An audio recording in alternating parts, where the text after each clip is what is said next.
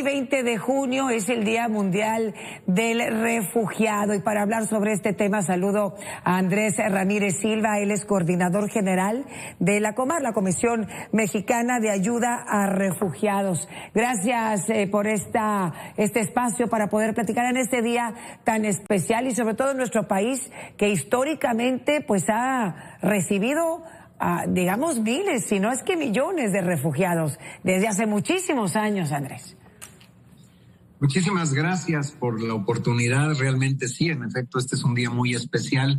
Por cierto, a nivel mundial, es un día de conmemoración de las personas refugiadas a nivel mundial, y nosotros pues no somos la excepción y hemos organizado una serie de actividades, pero hoy específicamente tuvimos una actividad muy importante justamente en el Museo de Memoria y Tolerancia, donde estuvimos en el presidio con el subsecretario Alejandro Encinas, estuvo también el representante del ACNUR, Giovanni Leppi, estuve yo, estuvo también el director académico del museo, estuvo la hermana Magda, que es la coordinadora de esta red de albergues a nivel nacional.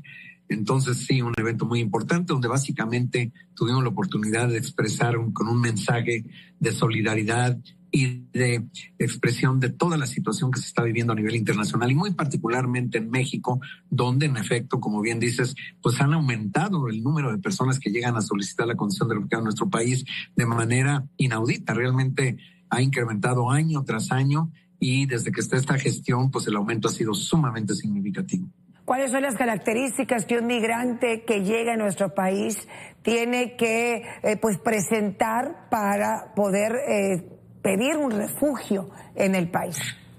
Sí, realmente es una pregunta muy importante. Esto está claramente especificado en la Ley para Refugiados, Protección Complementaria y Asilo Político, que fue inicialmente aprobada en el 2011 y luego reformada el 31 de octubre del 2014.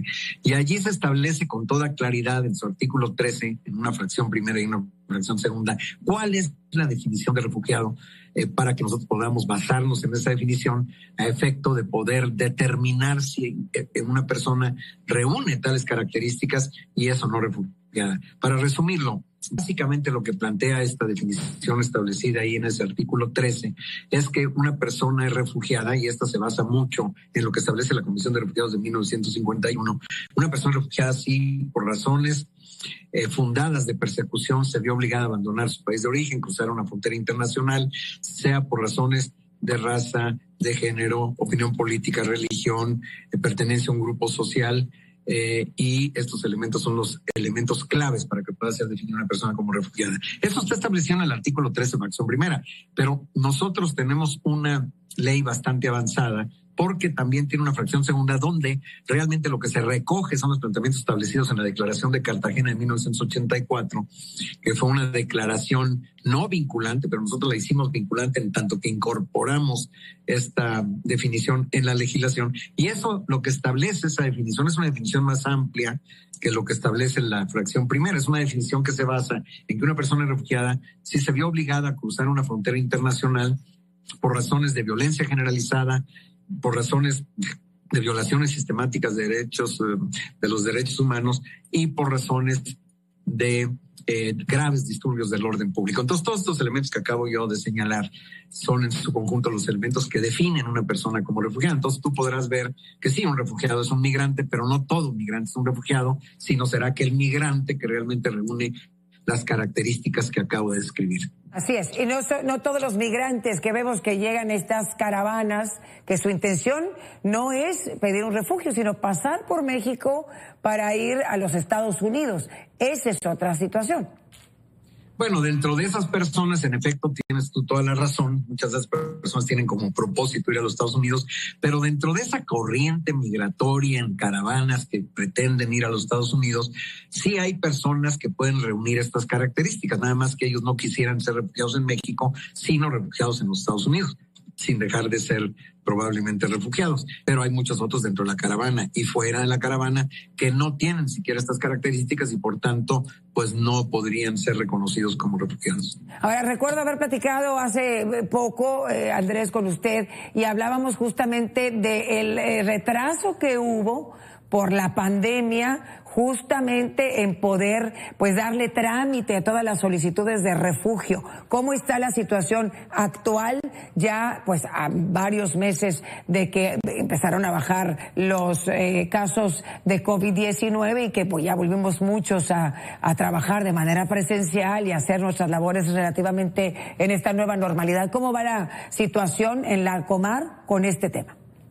Bueno, mira, en realidad, en efecto, esto nos perjudicó, nos dañó, nos colocó en una situación complicada a muchas instituciones y claramente la nuestra, en tanto que nosotros tenemos que atender de manera directa a la población refugiada, tenemos que estar en la oficina y tenemos que entrevistarlos en la oficina.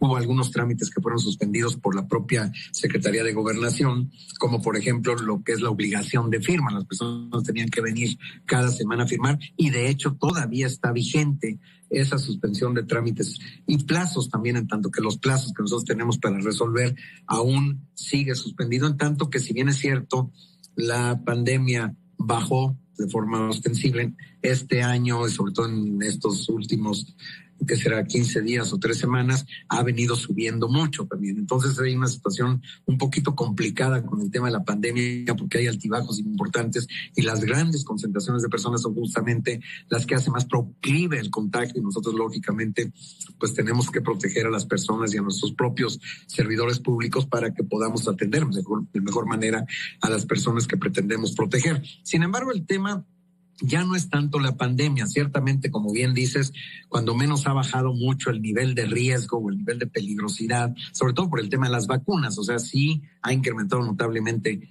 las contagios. Sin embargo, pues afortunadamente ya la letalidad pues disminuyó de forma drástica y realmente ahora el tema, más que el tema de la pandemia, son los números. O sea, los números justamente en el año 2020, que fue el año de la pandemia más fuerte y cuando no había ninguna vacuna, pues sí, los números bajaron, pero era cuando estábamos con algunos necesidad de rotar mucho al personal, etcétera, justamente para protegernos de la pandemia.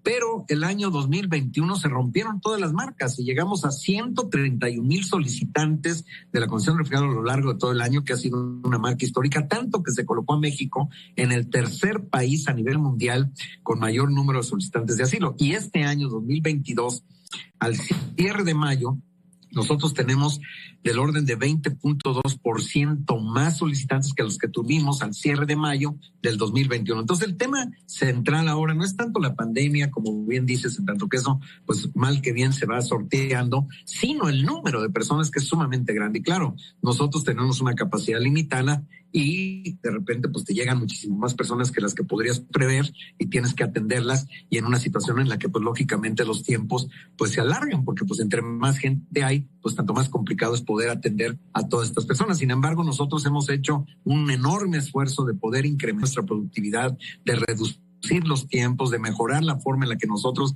podemos en tiempos menores lograr mayor número de resoluciones.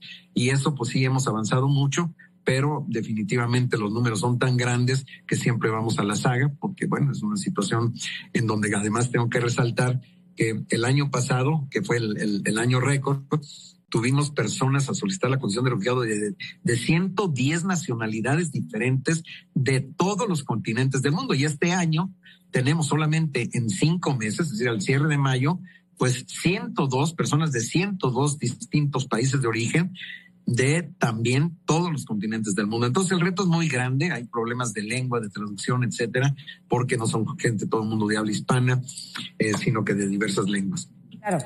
De hecho, en la información que comparten ustedes al mes de mayo, creo que Honduras es la mayor cantidad de origen de hondureños, son los que están pidiendo refugio. Después Cuba, Haití, que ahí está el problema también de la lengua, ¿no? Del idioma, que también eso hay que verlo. ¿Qué se necesitará entonces? Quizás más personal, más recursos para poder dar cabida a tantas peticiones de refugiados. Mira, nosotros hemos tenido un gran apoyo con el Alto Comisionado de Naciones Unidas para Refugiados y justamente este año logramos firmar un proyecto a finales del año pasado para que pudieran trasladar recursos con los cuales nos ayudan, para que nosotros estuviéramos en condiciones de contratar de manera directa al personal.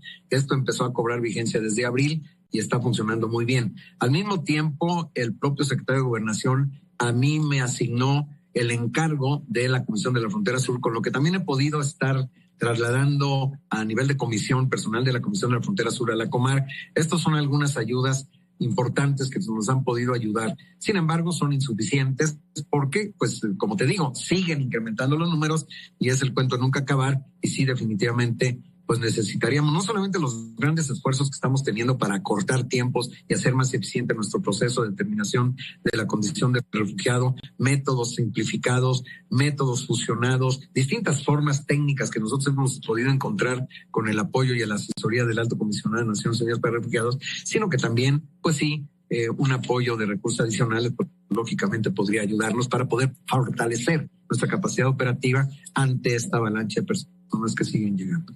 Sí, y estamos viéndolos por todos lados, en Chiapas, por supuesto, en el norte, que llega una caravana, que están algunos varados todavía, en Coahuila, en Nuevo León, en Baja California. Entonces, hay un sinfín de problemáticas que atender y que hoy en particular lo recordamos por ser este Día Mundial del Refugiado y que hay que darle visibilidad y ser solidarios también, porque es muy importante que lo seamos. México ha sido solidario desde hace muchos años con quienes están pidiendo asilo y refugio, y es importante que pues hagamos visible esta problemática. Andrés, muchas gracias por este tiempo.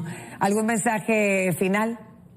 Bueno, mira, yo creo que hay que tener la empatía, la sensibilidad de entender al otro, saber que nosotros, pues a final de cuentas, como seres humanos, tenemos que reconocer, sí, la unicidad del ser humano, pero también la diversidad de las distintas nacionalidades y de las proveniencias, y tenemos que ser muy solidarios porque son personas, pues, que necesitan nuestro apoyo. No podemos limitarlo única y exclusivamente al apoyo que da el gobierno. Hay un gran apoyo de los organismos internacionales, particularmente del ACNUR, pero hay un gran apoyo sobre todo de la sociedad civil, de la Iglesia, y todos en general, pues podemos brindar apoyos. Empresas, por ejemplo, cada vez más se han sumado también a la tarea de contratar personas que vienen como refugiados a México. Así es que yo creo que este esfuerzo solidario es importante, es un fenómeno global. Puedo decirte que desde el año 2011, de manera incesante, año tras año, ha incrementado el número de personas que solicitan la condición de refugiado, las personas refugiadas, las personas desplazadas internas. O sea, el fenómeno global teniendo un impacto enorme en todo el tema del desarraigo, de los desplazamientos forzados. Es un asunto que no para desde el año 2011, y este año, justamente por el tema de la guerra de Rusia con Ucrania, pues se ha rebasado los 100 millones de personas. Ya se señalaba el día de hoy en la reunión, en el evento que tuvimos, que pues como si fuera el 14º país del mundo en población. Sí, hay que recordar eso, hay que ser empáticos y tener en cuenta que de alguna manera u otra todos somos migrantes desde tiempos inmemoriales. Gracias, Andrés, por este tiempo. Gracias a ti. Y que sea esto también un motivo para reflexionar todos qué podemos hacer por los demás. Es muy difícil pensar en dejar todo, dejar atrás todo, tu casa, tu familia, tu lugar de origen, por ver a ver qué va a suceder contigo y tu familia. Así es que tenemos que ser empáticos. Gracias, Andrés Ramírez Silva. Gracias a ti. Gracias, muy buena tarde. Momento de...